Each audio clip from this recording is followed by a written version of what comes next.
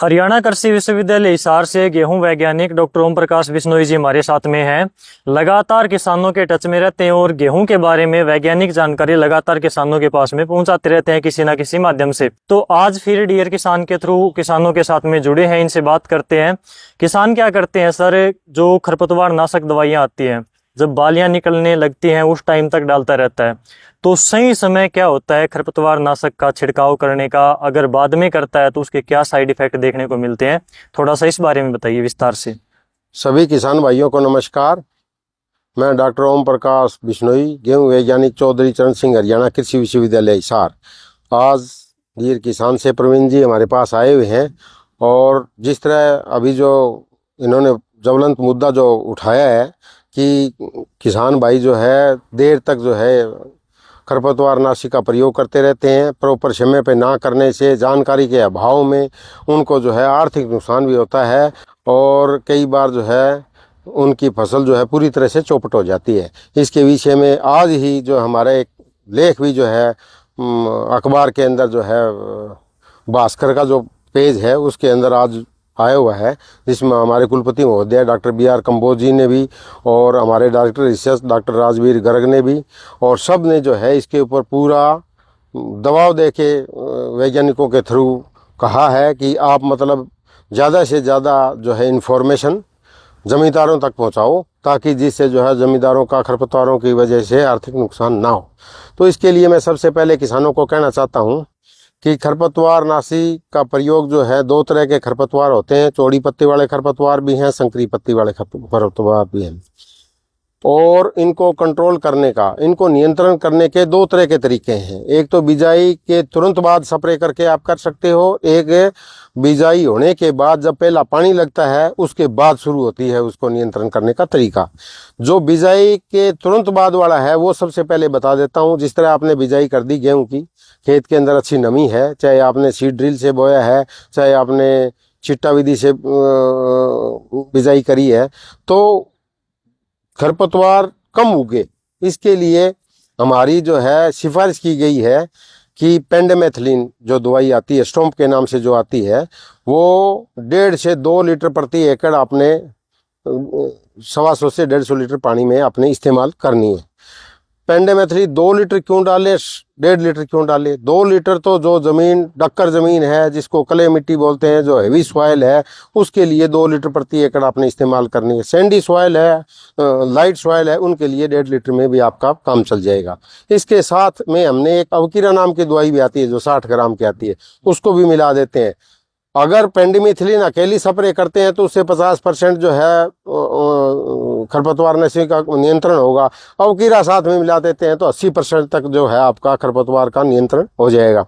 तो इसमें क्या करना है आपको, बिजाई कर दी, बिजाई करते ही आपने जो पेंडिमेथिलिन है 1.5 से या 2 लीटर वो और अवकीरा 60 ग्राम दोनों को 150 लीटर पानी के अंदर घोल के 150 से 200 लीटर तक पानी आप इस्तेमाल कर सकते हो और उसको बिजाई के 72 घंटे के अंदर अंदर आपने स्प्रे करनी है।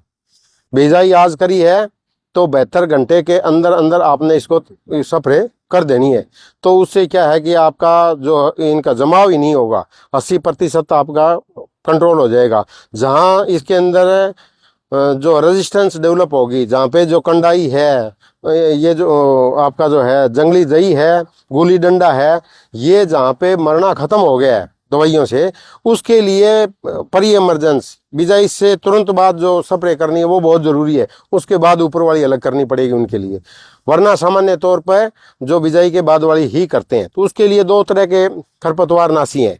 चौड़ी पत्ती वाले खरपतवार, जिस तरह आपका ये सबसे पहले हो गया बथुआ, आपको दिखाई देने लग रहा है बाथू, बाथू जिसको बोलते हैं चौड़ी पत्ती वाले में, एक तो बाथू आ गया।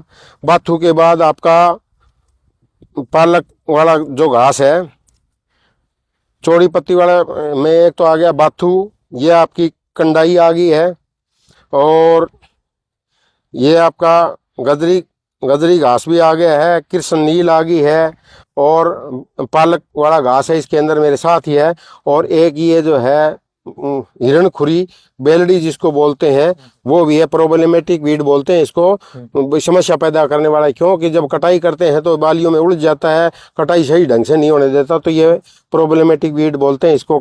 जो है हिरणखुरी को एक ही चीज होगी। तो ये सारे चौड़ी पत्ती वाले खरपतवार मेरे हाथ के अंदर है, ठीक है।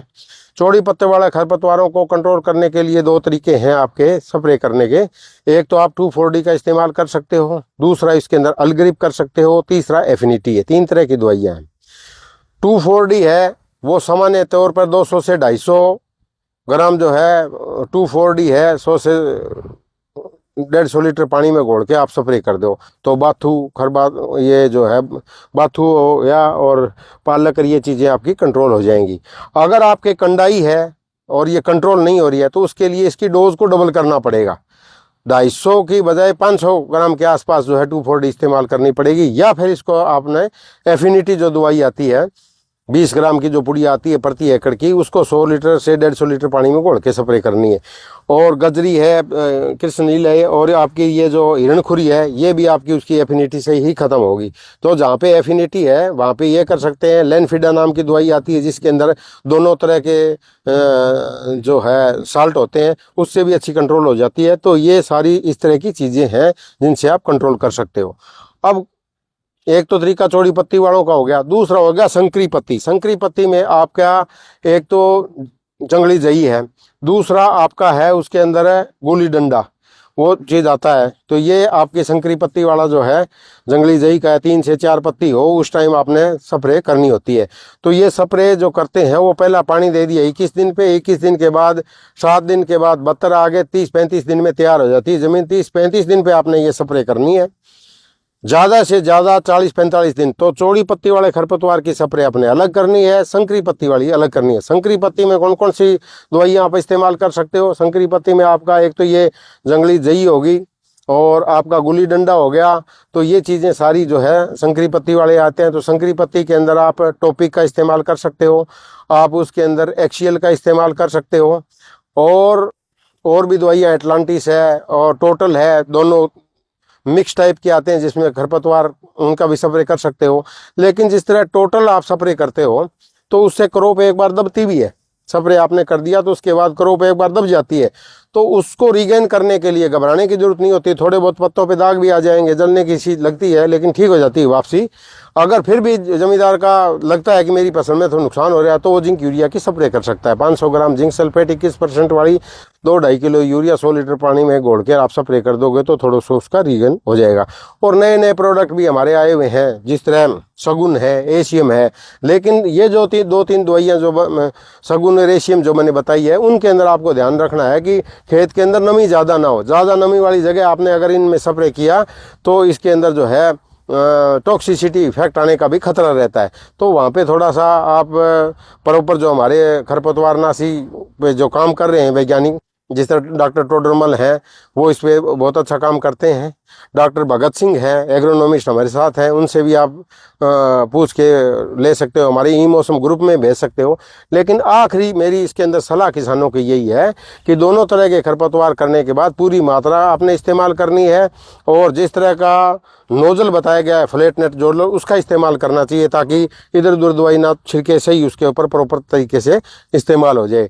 और खरपतवारनाशी का जो उपयोग है वो 35-40 दिन, ज़्यादा से ज़्यादा 45 दिन, उसके बाद कोई भी किसान भाई खरपतवारनाशी जो स्प्रे अपने खेत में ना करे, क्योंकि पौधा का रिप्रोडक्टिव स्टेज स्टार्ट हो जाती है, उसका जो दाने बनने की प्रक्रिया स्टार्ट हो जाती है, उसकी वजह से फिर दिक्कत आती है। अगर आपने लेट में स्प्रे करी तो बाल पत्ते टेढ़े मेढ़े निकलेंगे, ऊपर बालियाँ हैं वो टेढ़ी मेढ़ी निकलेंगी, बाल में से बाली निकल जाएंगी।